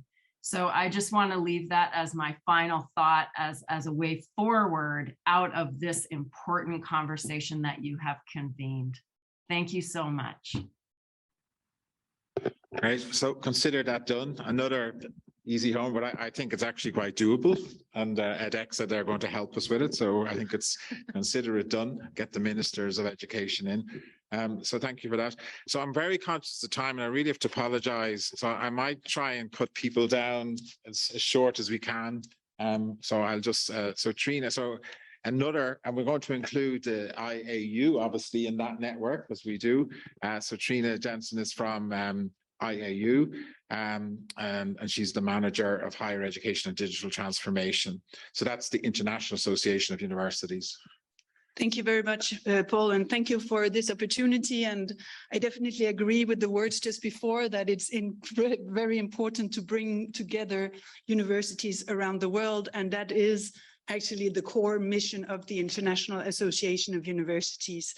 Let me just introduce very quickly the association. We were actually created by UNESCO and we are housed here since our beginning in 1950. So for more than 70 years, we've been working on bringing together universities across the world to collaborate on different issues and topics that are pertinent for higher education. So we very much subscribe to that, of course. I work on the area of digital transformation within this association, but we do have different priorities. We work on sustainable development more specifically, and Isabel Tuman, my colleague working on that, is in the room in case you're interested in learning more about the specific activities in that field. In terms of digital transformation, which is kind of partly the topic of this session here, we've been working at the association on developing a new policy statement. And we are very pleased that we will finally be able to submit it now to the upcoming General Conference taking place actually in Dublin in Ireland this year in October. And this policy statement we have entitled Transforming Higher Education in a Digital World for the Global Common Good. And I think that it's important just to extract a few of the principles that we have in this statement and that brings together the universities around the world. And let me also say that, of course, the statement was developed bringing together an expert group with people coming from all regions of the world. It has been shared with our full membership. We have shared it with the student representatives in order to get as many voices in there while formulating what are the key principles and values that we believe are important as part of the digital transformation of higher education. So one thing I think that is important to highlight is that we see digital technologies as a tool. It's not the solution in itself, it's how we decide to make use of the tools that is important. So we do call for a humanistic, ethical, inclusive, and purpose-based digital transformation. We really believe that it is up to the humans to set the agenda in terms of how we want to explore digital transformation, also in terms of higher education. Now, this being said, I think that it's important to continue to innovate. And I think that we also heard in the opening yesterday, the UN Secretary General was saying that learning resources are a public good. We heard the UNESCO Director General saying that education is a public good. And I think that's extremely important. Part of our statement as well is kind of linking the work of UNESCO to the work of the universities, because in our policy statement, we are actually reaffirming commitment to the UNESCO 2019 recommendation on OERs that Zainab just explained. We also reaffirmed the importance of the UNESCO recommendation of open science that Thanos was referring to as well. Really important normative instruments where we have member states committed. And what we do at the IAU is to bring together universities to discuss the topic. What does it mean for the universities, and where do we stand? Actually, as part of the launch of the Open Science recommendation last year, IAU did a specific in focus on open science in higher education. And we brought together researchers, experts, universities from all regions of the world to discuss what are at stake for universities, how are we transforming. And I just want to extrapolate a few examples of the voices that came out of this magazine. And one was that it's really important to be able to not only access knowledge, but also to be able to partake and contribute to the production of knowledge. And I think here I want to make a reference to what Tanas was saying as well, that some of the issues are related to paywalls and being able to afford publishing your contributions. And here I also want to remind that within the recommendation on open science, it says that paywall methods of publication where to allow for immediate publication is not aligned with the principles of open science. So open science is actually really truly open access information. So I think that's very important. So that is one of the important ideas of this session, of course. We also heard from many of the universities that it's a complex process to change. It takes time to change. There are a certain number of traditions and cultures that are at stake. It takes multi-stakeholder collaboration, as you were referring to as well, Claire, that we need to bring together the different stakeholders at the table to find solutions as to how to move forward. It needs to have, I mean, for the universities where we see that they are the most advanced, it's because there is supportive policies within the institutions, but also at the national level. So those are examples of the voices of the universities. And I think that, as was said by our previous speaker, what we do at IAU is really to facilitate the communication among universities in order to share knowledge, best practices. We try to set ambitions for the directions where we are going, and that we have universities on board from all regions of the world. And then we also conduct global surveys in order to monitor the progress. So I think that will be it for me, Paul. Thank you. Thank you very much. So between SDSN and UN Academic Impact in AIU, I think we probably have about 8,000 universities. So we'll have something to talk about with the ministers. I mean, okay, so Radhika Iyengar, so she's in the Center for Sustainable Development in the Earth Institute, Columbia University, and she is she's actually the chair of Mission 4.7, and she does excellent work in schools in India and in the New York area. But can I ask, just in the interest of our guests here as well, that maybe we'll cut it to as short as we can, maybe 3 minutes. Is that all right? The hosts. Sure, very short, Paul. Yeah. Just very key main points. One is I feel that thank you for organizing this event. I feel that this panel here, including the ambassador's voice, including what the Minister of Ireland just mentioned, I think needs to really reach the world, including the youth. I think they have created this whole movement on policy and practice that needs to go global. And I really welcome the minister, the ambassadors, all other ministers here to maybe join our Mission 4.7, talk to our youth members. We are meeting live every Friday to discuss key issues, and I think they will be the right audience to discuss policy of education. It needs to also be grounds up. So we need to have a lot of voices from the ground, taking the youth consent as well. One thing I beg to disagree with Professor Sachs, who also happens to be my boss, is that I don't think we need to wait for 2050. The need is now. 2030 is already a long time for us to work on. And I, over the years, have realized the slow pace at which the education sector works in. We need to really get our act together now. We do not have the time to wait for 2030, neither do we have time to wait till 2050.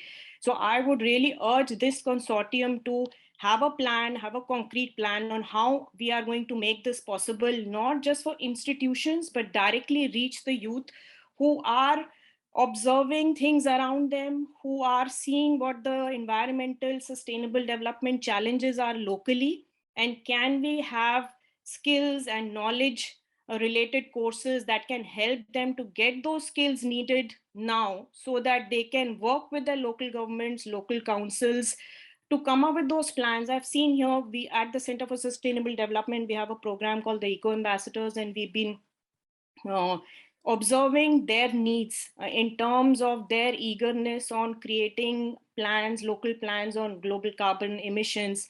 And are we going to wait till 2030 or 2050 to tell them, sorry, we can't do anything right now, come back to us in 2030? No, we need to be really doing the work that we need to be doing now.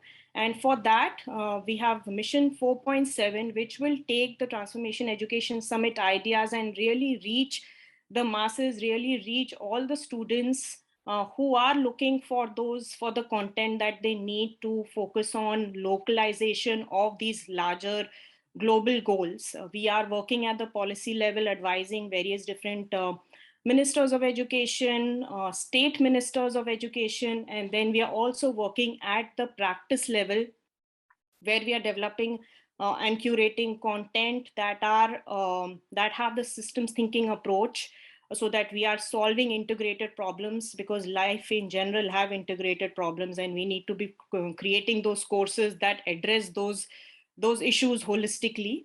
We are working with teacher training institutions. We are working with, again, content providers who are coming up with various different content. I think we need to have the scale to reach the students directly.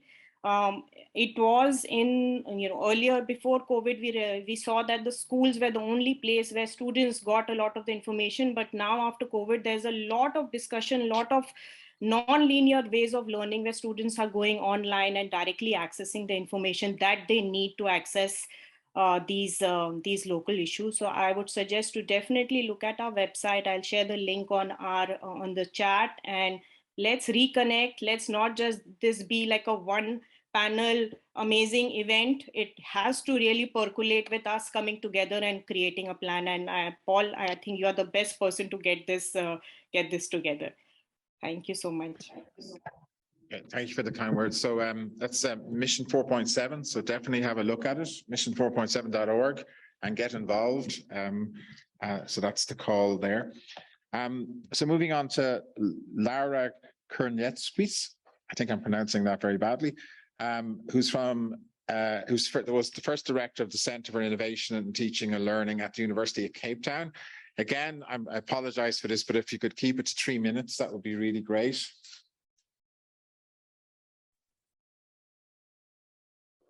That's absolutely fine.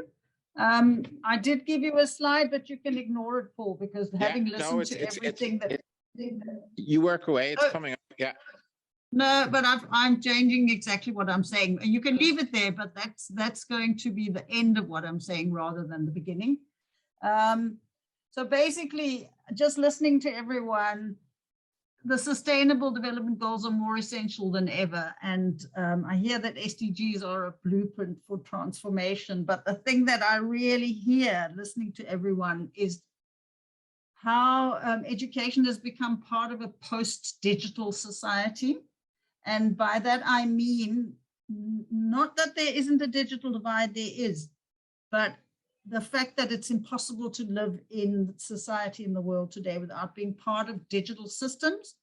And with cell phones having become so widespread, everyone is a data point.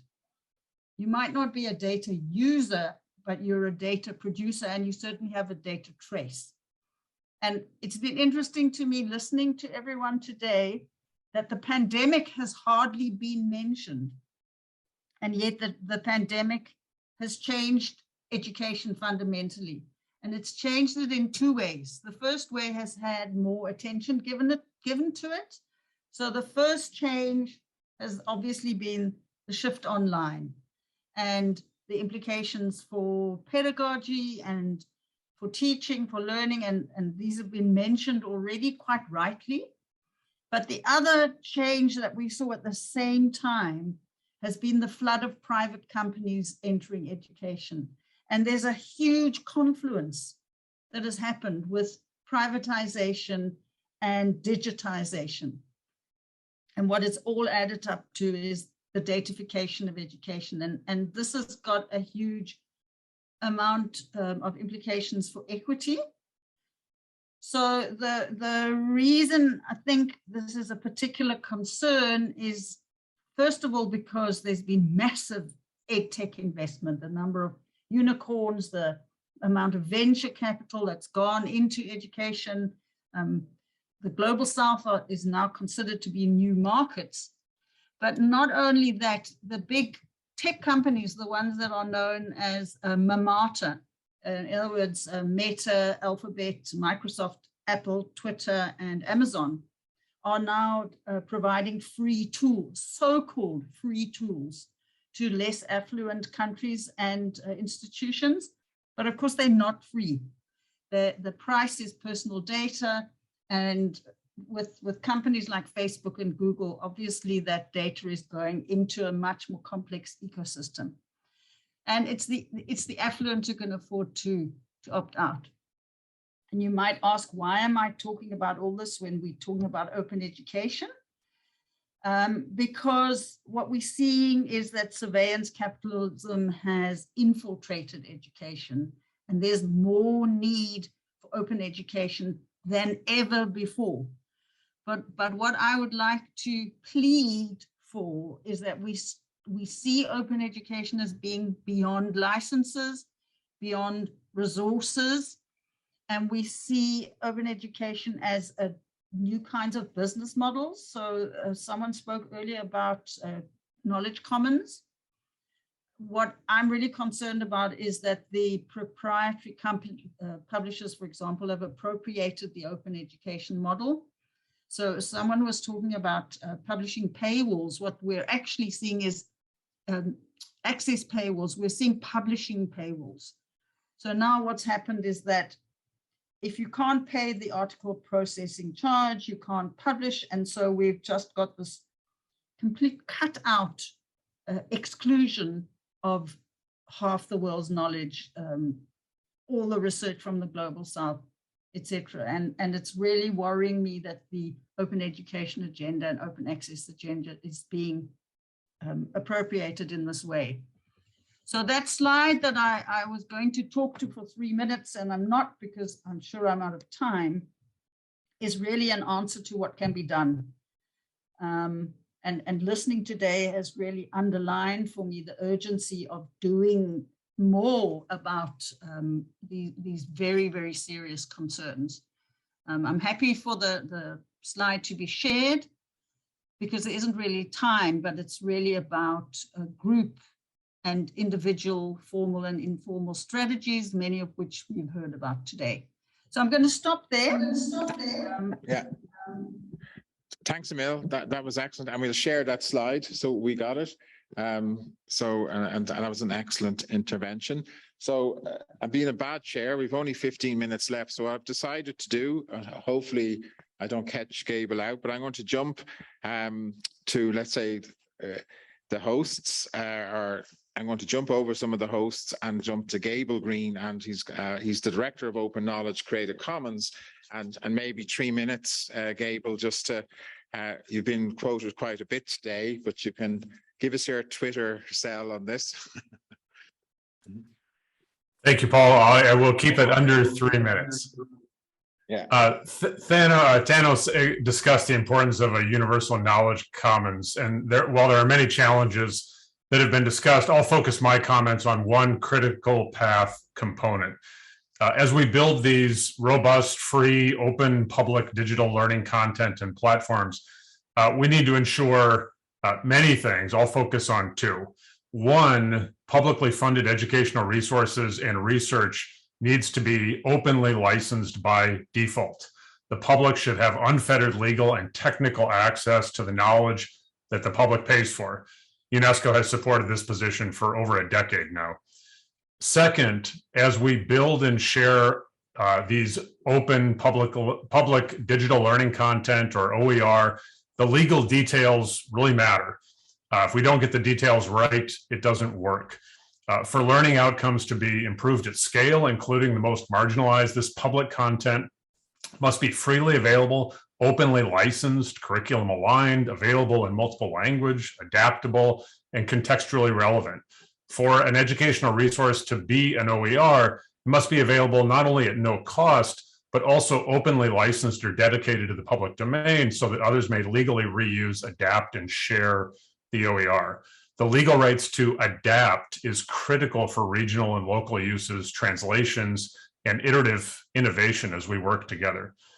Creative Commons, as an example, recently partnered with the UN Sustainable Development Solutions Network's SDG Academy to openly license their amazing educational resources. They move their digital content from free to open so that others can use it, make modifications, improvements, etc.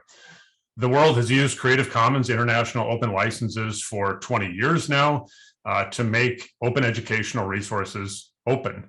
Creative Commons is a global nonprofit that stewards these open licenses to make it easy and legal for the world to share educational resources, scientific research, cultural works, and more. The CC licenses are free to use. They always have been, and we've dedicated them to the public domain to ensure that they're always free to use and that they'll always be there. As Laura said, open licensing is not by itself a meaningful proxy for openness in education.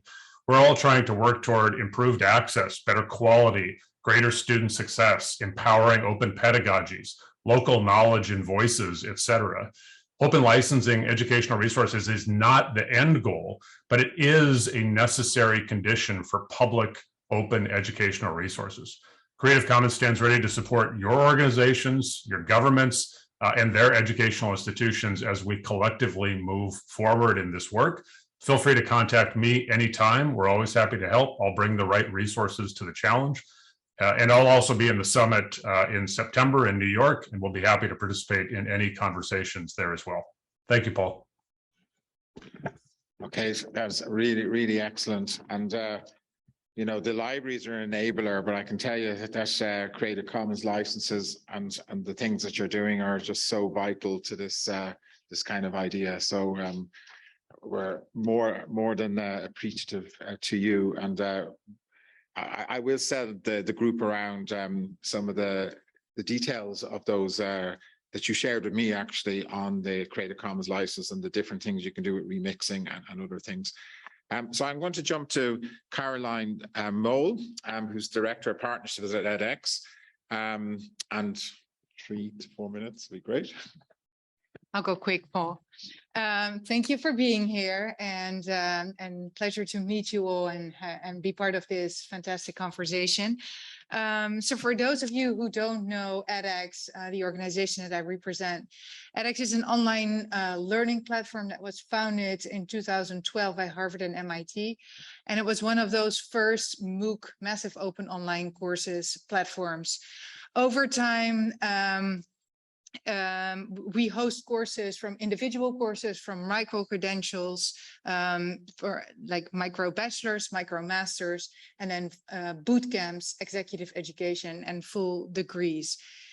We were founded really with a mission to enhance access to quality education for everyone, everywhere. And so what that means is not only building a platform and having partners hosting their content on our platform, but also building a platform that is meeting accessibility criteria.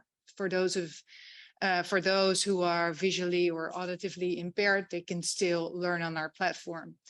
We built a consortium of partners over time, and we're very pleased and excited that SDG Academy is part of that. So we have around 60 courses in all the sustainability related content areas, over 300,000 learners globally, wildly successful.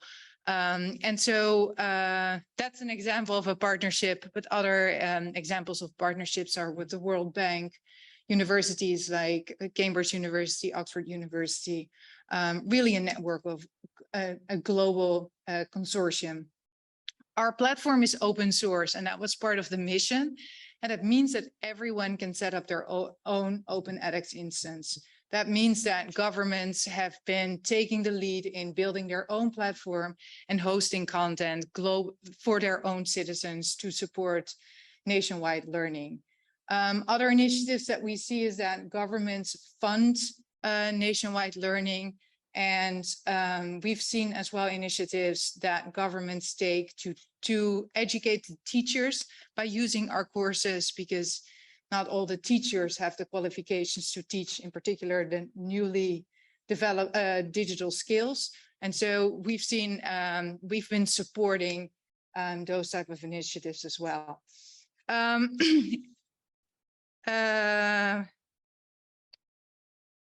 One of the things that I think is relevant for this audience specifically is when we started with individual courses and grew over time, we saw a huge demand in the areas that you would expect, like business, leadership, management, data science, computer science. And over the last couple of years, thank goodness, there is a steep increase in interest on our platform by our learners. We're talking about 45 million learners globally, looking for sustainability related content. So there's like a 30% growth of learners that look specifically for climate change, sustainability, SDG, etc. In addition to that, we've seen, other than great partners like the SDG Academy, academic institutions taking the lead in start teaching content in renewable energy, in food waste management, and all sorts of other mitigation strategies to help moving this further forward.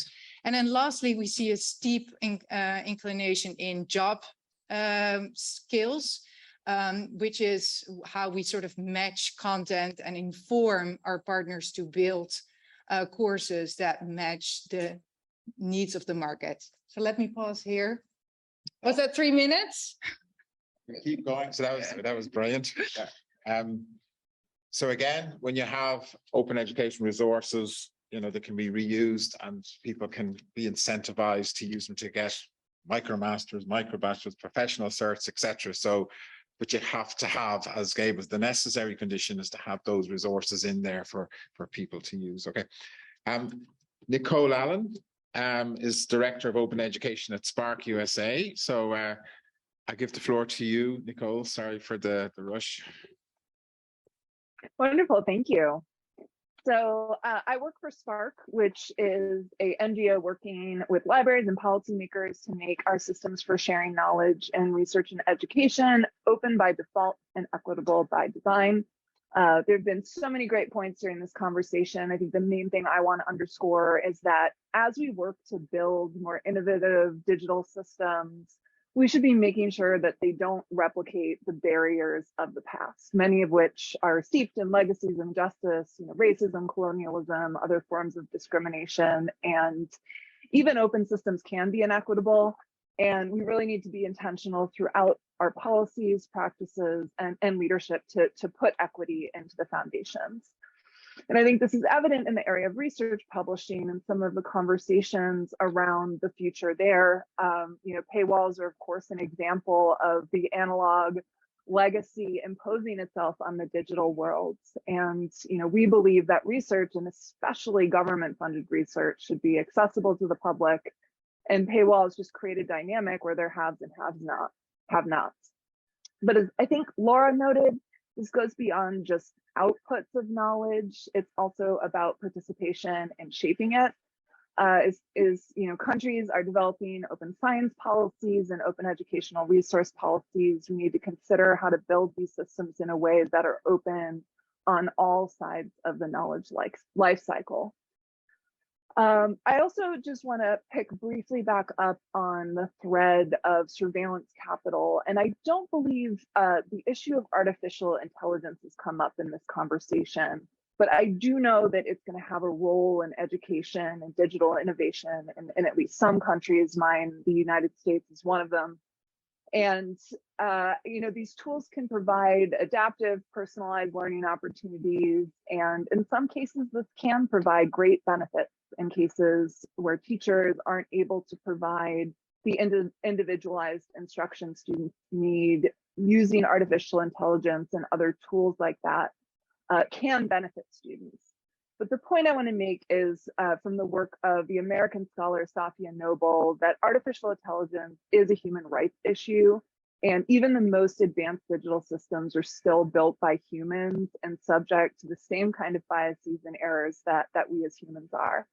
And I think there's a really critical role that policymakers and government leaders can play in making sure that these conversations about digital innovation are starting now to think about the ethics of algorithms, the biases that can be built into them, and making sure that we're very carefully overseeing the use of these tools in ways that ensure we're protecting the people who need it most. Okay, so that was excellent. So that AI point is so important. So I know you use it on edX, don't you, with engineers, but I think Boeing, I think I saw it, but it's just so, like, if you're crowdsourcing material and you want to understand the quality issue or the depth of learning, AI tools are really quite genius. But I mean, that's when you get the basics right, then you can do these add-ons. So finally, Amanda Abron actually was, first I'd like to thank her in putting all this together and helping us. So she's part of my team, but she also is a program manager in global schools. So I'll give you the sweeper role, Amanda, if you want to say a few words. Yes, thank you so much, Paul. So I just want to take this opportunity just to discuss a little bit of digital innovation in the primary and secondary classroom as a former teacher, also to bring in the youth perspective and really discuss the youth-led digital teacher training that we've developed at global schools and how we've seen technology as a mechanism to really provide teachers with high-quality professional development on sustainable development. So UNESCO estimates that we need about 70 million more teachers by 2030. And according to the OECD, teacher shortages actually can be combated by offering short-term teacher training that allows teachers to access formal professional opportunities. And last year, UNESCO did a very interesting study that found that teachers want to teach sustainable development, but they really don't know how. So I'm really privileged to hear what everyone is already doing on this, on open access resources, on providing courses. So I just want to highlight one solution that we have created to fill this teacher gap. So we've created the Global Schools Advocates Program, which is a digital training all on edX via the SDG Academy. It's also offered on WhatsApp as a way to train teachers across 92 countries, reaching those in remote areas through low data approaches and also through local facilitators. And the training was built with the purpose of having high quality content, good pedagogical practices, digital competencies, and it's also implemented by a core staff team of youth in 10 countries, so it really is youth-led. And this past year, we reached about 500 teachers to train them on education for sustainable development, place-based learning, active pedagogy, and really how to incorporate local knowledge on the SDGs into their lessons, as I know that's been a big theme from this conversation as well. So these teachers directly reached over 100,000 students, and the program also has a trainer of trainers model, and they reached about 12,000 teachers through the trainer of trainers model, and they also trained over 30,000 community members on how to be advocates for transformative education. So we've seen this method of digital teacher training being really transformative. We've seen improved attendance at schools in Tanzania because teachers are now doing project-based learning and primary students want to come to school. We've also seen reports of increased teacher motivation across the whole of school in Nigeria. And we have over 500 stories of basically stories of change in this aspect. So really, as we're going forward, we're looking for ways to work together to continue scaling digital innovations. We encourage you to go on globalschoolsprogram.org. We are an initiative of SDG Academy. We do have an open access global citizenship curriculum on our website with 60 lesson plans on sustainable development in 11 languages. And we really want to continue making things free, open access, and available to all. So it's our goal to reach about 10 million students through key partnerships with national governments, teacher training institutions, and local organizations, because we really believe teachers are at the heart of the classroom with the power to inspire the next generation. So I know we are at the time, but I do encourage you to go on to globalschoolsprogram.org. And thank you so much, Paul, for allowing me to speak a bit about the teacher training. No, that's great. And of course, the digital transfer, it's not just about, we focused a lot on curriculum and access to curriculum, but the other side is the teacher training and the pedagogy and those sort of things, and how the digital world can actually, so the work that Amanda's done with Global Schools and Sam there is truly remarkable. So just to end it, I think the term, it takes a village to educate a child. Honestly, I think it probably takes governments, private sector, academia, library, civil society. It takes everyone at that level to really make this work, and also cooperation across countries, right? So it's a mammoth task, but this is why we're here. This is why we believe in multilateralism. This is why we want to coordinate across nations and across partnerships. But I think the good news, I would agree with Radhika, is that it's not 2030 or 2050. Actually, this could be done really quickly. Like we saw during COVID, how teachers and academics and others just stepped up and just did it when they had to do it, when it was mandated. And this could be the same. You know, once the ministers and the policies in line and resourced a bit, you would see remarkable transformation coming through communities and teachers and universities and those, because we already showed this during COVID, so we can do it for education, for sustainable development. Okay, so I'm going to stop now, and thank you for coming. I'm sorry for being a bad chair, but hopefully you've got lots of information. If there's anything of interest, come to me and we'll link you to the speakers and to any of the resources that you're particularly interested in. Okay, so thank you. And thanks for everyone joining the webcast.